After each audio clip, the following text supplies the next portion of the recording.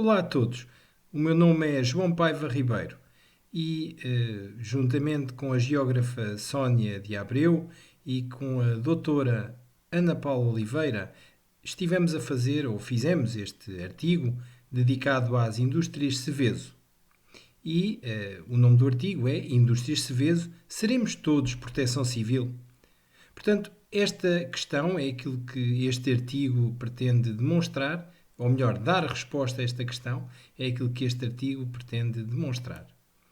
Portanto, partimos do princípio, do lema Todos somos proteção civil, que é, como sabem, hoje usado pela Autoridade Nacional de Emergência e Proteção Civil e, como disse há pouco, no caso das indústrias de Seveso, pretendemos perceber se as populações que habitam ou até mesmo trabalham nestas indústrias, nesta tipologia, que para nós são autênticas bombas relógio, qual é que é o seu grau de informação sobre aquilo que devem fazer.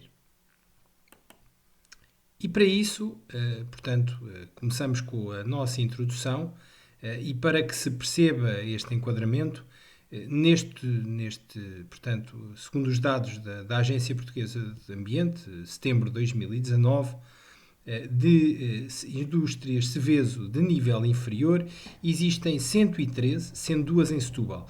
Fazer aqui também um pequeno parênteses, este nosso artigo e a área de estudo das indústrias de Seveso foi no Concelho de Setúbal, isto é, no Polígono Industrial de Setúbal. Portanto, já vamos ver para onde foram direcionados os nossos inquéritos, mas como estava a dizer, a nível de indústrias de Seveso temos, como sabem, de nível inferior e nível superior. Como disse, nível inferior temos 113, duas delas são em Setúbal. De nível superior temos 63, quatro delas são em Setúbal. E temos um total nacional de 176, sendo que, portanto, 6 são em Setúbal. O artigo 30º do Decreto-Lei 150/2015 refere o dever de informação com maior incidência para indústrias de perigosidade superior. Isto é, pretende-se que estas indústrias possam informar as populações e as comunidades que estão perto deste tipo de indústrias. O objetivo deste nosso artigo foi então perceber o grau de informação que a população que habita perto destas indústrias tem ao nível das medidas de autoproteção face à ocorrência de um acidente industrial grave. A metodologia usada foi, portanto, um inquérito individual, não presencial e anónimo, e é curioso, tivemos que fazer este inquérito não presencial devido à condição que foi definida do estado de emergência na altura, devido à pandemia Covid-19. Portanto, foram, inquiridos e validados 50 inquéritos e cada inquérito tinha 12 questões. Passando aos resultados e discussão, a primeira pergunta que fazíamos era: sabe o que são indústrias de Seveso? E, portanto, a própria pergunta era um teste, não é? Portanto, indústrias Seveso, nem todas as pessoas sabiam o que é Seveso, mas, curiosamente, 75% sabe o que são e 25% não sabe o que são indústrias Seveso. Na pergunta seguinte era se vive ou trabalha na envolvente uma indústria de matérias perigosas, sendo que, portanto, cerca de 68,75% sim, vive ou trabalha, e 31,25% não vive nem trabalha perto deste tipo de indústrias.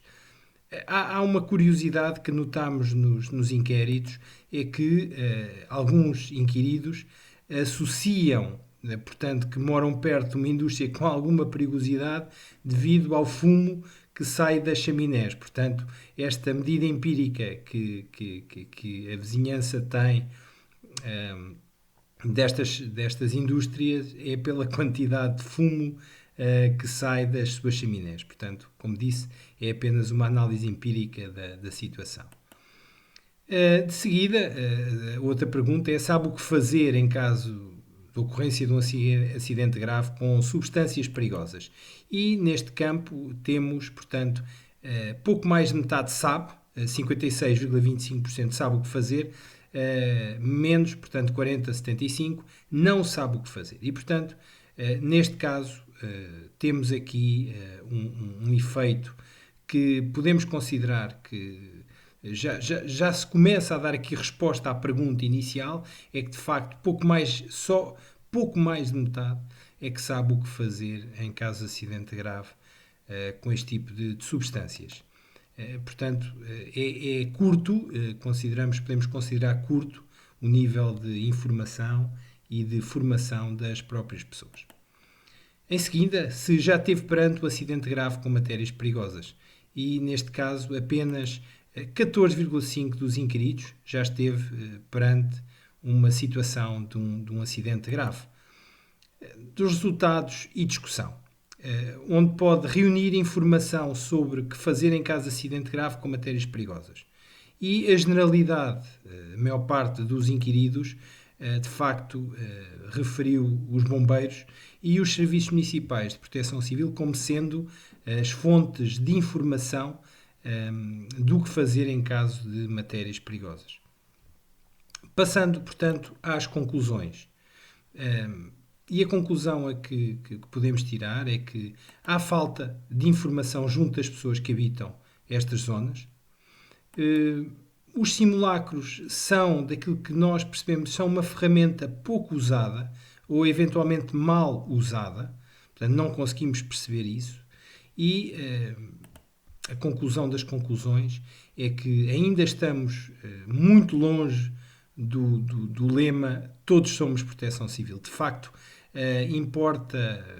importa trazer às populações e aos próprios trabalhadores destas indústrias mais informação, mais simulacros, para que saibam e possamos passar de pouco mais de metade para muito mais do que isso numa população informada.